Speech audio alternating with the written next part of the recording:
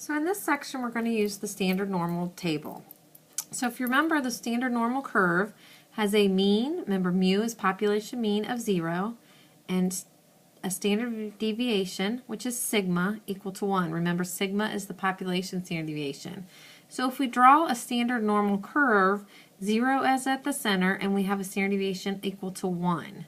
So we can see, remember from the empirical rule, that 99.7% of your data were within 3 standard deviations of the mean. So anything above or below 3 standard deviations is considered an extreme data value. In the next section, we will take our x values and transform them into what we call z values, or standardized normal random variable, z, using this formula. In this section, we're just going to use the table to calculate some probabilities.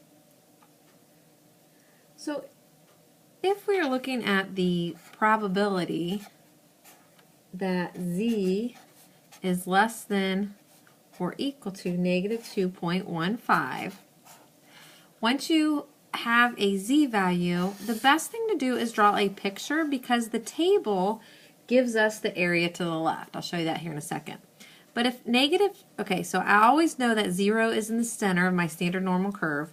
Negative 2.5, I know negative 1 is here, negative 2, so negative 2.15 is about right here, correct?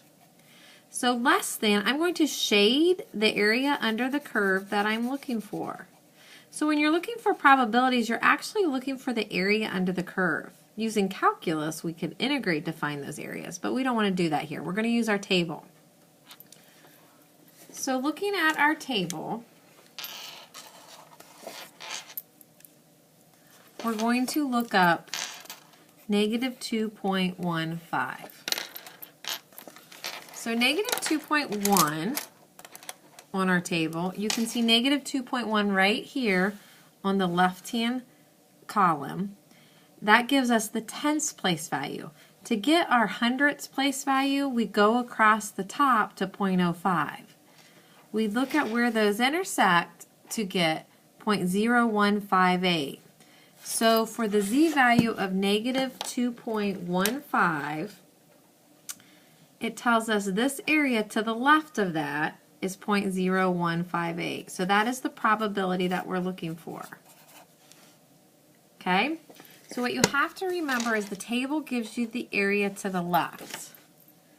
So if we're looking for something such as the probability that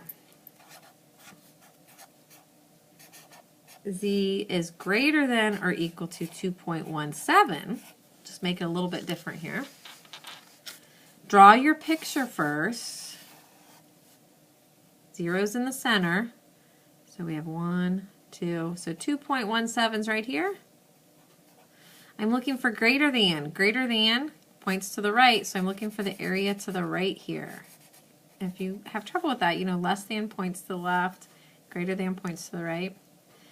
So when I look up 2.1 and the 7 in our table, you have to remember it gives you the area. It's going to give us this area. It's not necessarily the area we're looking for. We will actually have to calculate that. So looking up 2.17 in our table, we go down to positive 2.1, go over to 0.07, and we look at where those intersect, and I see 0.9850. So the area to the left here is 0.9850. Because I know the total area under the curve is equal to 1, I will say 1 minus 0.9850 in order to find this area that I'm interested in. So 1 minus 0.9850 equals 0.015. So just remember, the table will give you less than.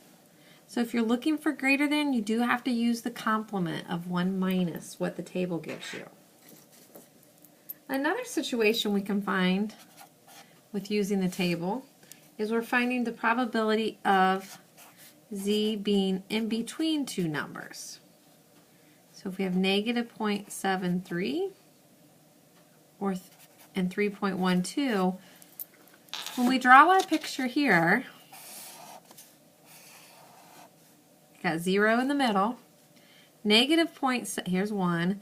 So negative 0.73, I'm going to estimate about right here. And then 3.12. 1, 2, 3. So 3.12 right here. Again, shade the area that you're looking for. So if I'm looking for the probability in between these two values, I'm looking for this area here. Correct? So when I look up negative 0.73 in the table,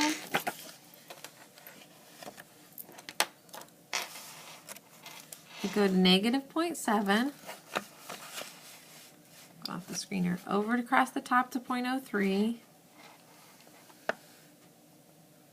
So where those intersect, I see 0.2327. Well, 0.2327 is the area to the left here. Now when I look up 3.12, it's going to give me this total area, right? So 3.12 is 0.9991. So to get the shaded area, if this is the total area, I don't want this area, so I'm going to subtract them.